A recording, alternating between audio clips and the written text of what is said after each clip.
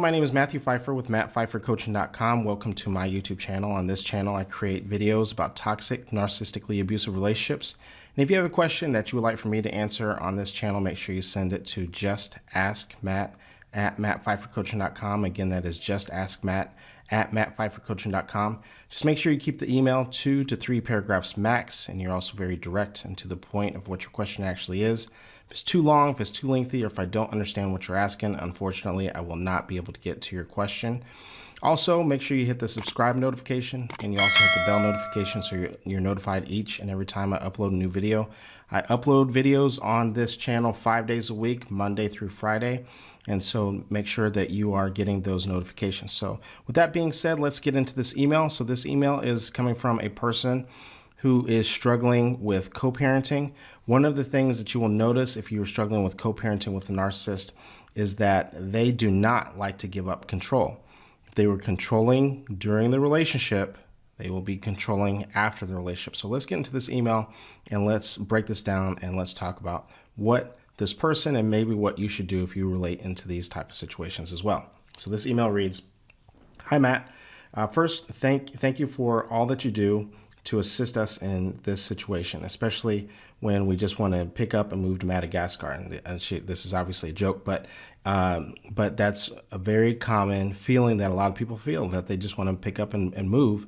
But this is a lot of the reason why narcissists quite often the narcissist pushes to have kids with people, because they know that if you were to ever leave, that they still have control and they still have access. And you're going to see elements of this here as well, because narcissists, they use the children as pawns. It has nothing to do with them actually wanting a relationship with the kids, and you'll see elements of that in this email. So let's continue with this email.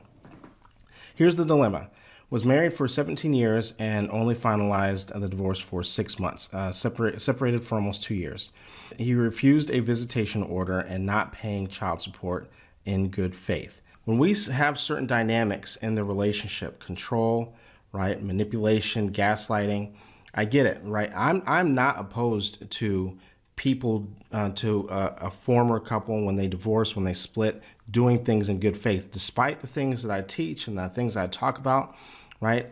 If couples are able to do that, right, good for them, right? I celebrate those type of couples. But when you're dealing with toxic, narcissistic people who are controlling throughout the relationship, that will never be you doing things in good faith. Don't do that.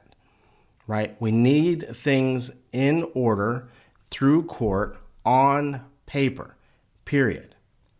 We have to understand that the biggest issue, one of the biggest issues when we're talking about toxic, narcissistically abusive relationships, is that they lack boundaries. And the narcissist, they will say all the good things, all the great things. We don't need court, we don't need lawyers, this and that, because guess what? They don't want anything to be enforced. They don't want to lose the control. What happens when they go to court? When you go to court, they lose control because everything's on paper, it can be enforced.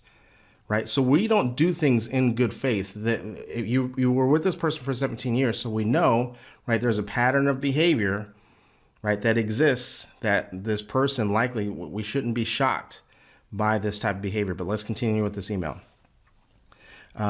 So this person says, finally got them to stop showing up unannounced to visit our 12-year-old daughter. However, it's still within a 24-hour notice. So they're supposed to give a 24-hour notice before they just show up.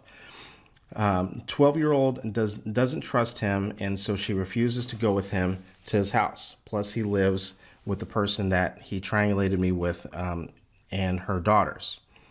So he comes back to my house and visits and doesn't leave, right? And so now you're starting to see and hear some of this element of control, right? That you see that this person is using the child as a pawn, showing up unannounced, right? Or at one point in time was showing up unannounced, showing up without giving a 24-hour notice.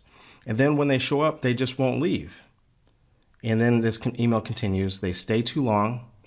And so many times the person, right, that's writing the email ends up leaving their own home because the narcissist won't leave. And I can promise you that it doesn't stop there, right? Even though you don't say this in the email, that the narcissist is probably going through your things, right? You didn't allude to that, but I can probably, even if he hasn't said anything, I know that that's probably what's happening, right? And so you can forget dating. You can forget. So when we talk about going through a divorce, one of the things I talk about with people is ending all enmeshment, right? Because the whole point of leaving is to make sure that you're able to have freedom. So this email continues. I'll text my daughter to see if he's gone. Then I come back home, right? But remember, this person stays too long, right? Making everything very inconvenient. So this email continues. How do I juggle my daughter seeing him, getting him to get out of my house in a respectful amount of time? He shouldn't be in there to begin with, period. Right? That's the issue. Don't let him in. Right? And so it sounds like, I have a feeling that you may not have a court order in place. Even though you guys are separated, you still need an order, right? A custody order. You have your own place. He doesn't have a right to come in there. I understand that he wants to see his daughter, but she can leave the house, like, and that sort of thing. And so I understand that she may not want to leave, right? But that's the reason why a custody order needs to go in place. And so let me continue with this email, then I'll give you more feedback. Getting him out of my house in a respectful amount of time, it's very awkward. He even makes comments like, you're not going to stay while I'm here. See what's happening, right? He wants her to stay while he visits. He's trying to make everything inconvenient because it has nothing to do with the baby, with the 12-year-old, right? It has nothing to do with that for him, right? He's trying to still continuously have control over this person, right? So this person says, no, sir, you're here for her, not me, right? The goal is to get them both to visit outside of the home. That should not be your goal, right? I'm going to tell you what your goal should be here in a second. The kiddo won't budge, and he's happy to come back to the house. Of course he is, right? And so one of the things that we have to talk about, right, is this is the reason why you should go to court. I have a feeling you did not say this, but but I can tell by the way that this is written, right, that you do not have a custody order in place. And I hear this a lot. I would say a good portion of people who come to me, right, they don't have an order in place, and I get in their ass a bit, right? This person, right, you were with this person for 17 years, right? You know that this person is controlling. They don't listen to anything anyway, right? We need to go to court. We need to, and I understand it's convenient. And whenever I tell people this, first thing they say is that they're going to get upset. They're going to get mad. They're going to blow up my phone. Let them. You don't have to respond to it, right? And this is the reason why you're doing it, right? We need some rules. We need some ground rules. We need some rules of engagement, right? Because you need to have things that are enforceable, right? And so I understand that it's uncomfortable. And so, and then when we talk about also, I understand that your daughter doesn't want to go see him, right? But guess what? That's for when you put an order into place. What happens is that now you are actually forcing him to reconcile and to fix this issue, right? And if he really actually and clearly this is all about control for him, right? And when you go to court, you might see him back out of her life altogether, right? That happens quite often, right? And I would not feel bad about that, because you need for your daughter to see who he actually is.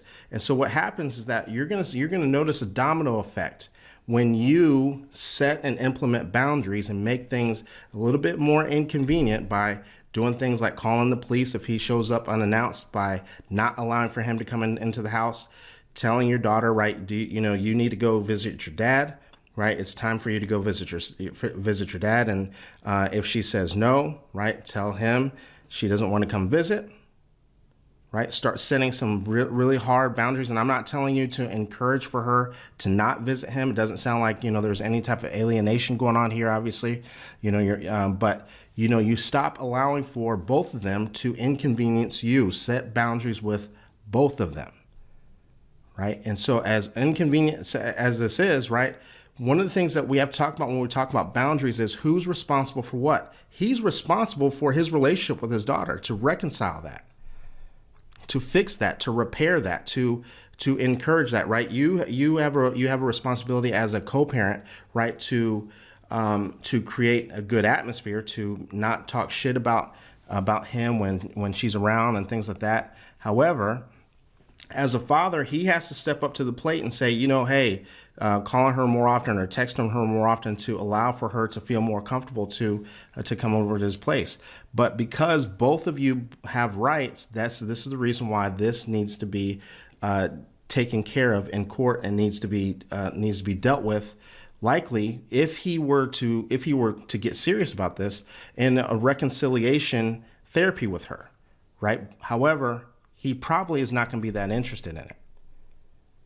Which, even if, and for a lot of people who struggle with codependency and who sometimes we put ourselves in our in an inconvenient situation like this because we want to do the right thing so bad, and we don't want to look bad in the eyes of court, and we don't want to look bad to the narcissist, right? Fuck all that, right? Seriously, right? He also has a responsibility, and quite often because we won't set boundaries, we are now what I call covering the sins of the narcissist. You're allowing for him to look like as if he's a good parent, and what happens through this process is that your daughter is actually witnessing a very controlling, dictating person, and what's happening through this process, even though you guys are separated, right? You are still being inconvenienced, and she's witnessing this is becoming the norm for her, right? She's witnessing what's called a dominant submissive household, where you have one parent that's completely dominant over the other. And one of the things that happens in situations like this is that we have to understand that children attach, they see what's modeled, but they attach to your nervous system. How you feel inside, that walking on eggshells feeling that you feel, that's what your daughter witnesses, sees, and she feels that too. That is what she is going to attach to as she gets older. When she starts dating, when she starts to get, that's going to be her norm.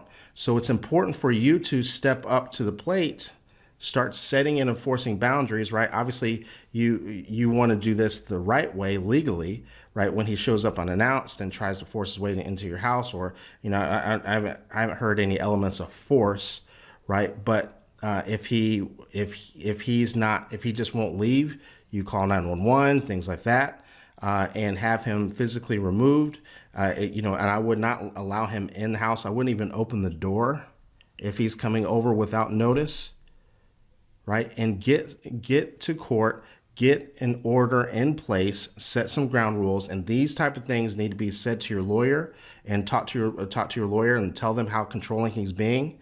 Right, so then they can set some ground rules in place, so then things are enforceable, right? You're putting too much pressure on yourself to allow for all of this to take place, right? And even though you guys are separated and not completely divorced, you can still have a custody order in place despite this being a separation, depending on what state you're in. But in most states, that is the case. Right? They call it it's a temporary custody order until the two of you guys are able to figure things out. And then also tell them that she's not comfortable going there. Allow for her to advocate for herself. And this also is very empowering for your daughter to allow for her to advocate for herself. Right? So this is going to put the power, that it's going to basically balance out the power dynamic when you start speaking up for yourself, advocating for yourself, and you start to take responsibility and ownership for your home. You have a responsibility to protect your home, right? As uncomfortable as that might be, right? So one of the things, again, one of the core essence of boundaries is who's responsible for what. He's responsible to repair that relationship with your daughter. You are responsible to take care of and protect your home by involving third parties, police, court, getting court orders, custody orders, that sort of thing, setting and enforcing boundaries. Thank you very much for writing in. If you have a question that you would like for me to answer, make sure you send it to justaskmatt@mattpfeiffercoaching.com. Again, that is justaskmatt@mattpfeiffercoaching.com. Make sure you keep the email 2 to 3 paragraphs max. If you would like my help, the fastest way to work with me is to connect with me in my Toxic to Triumph community. All of those links are down below. We meet several times a week, and we talk and have different dialogue about different dynamics like this, and I do different trainings. And so make sure you take full advantage of that. And with that being said, thank you very much, and I will see you in the next video.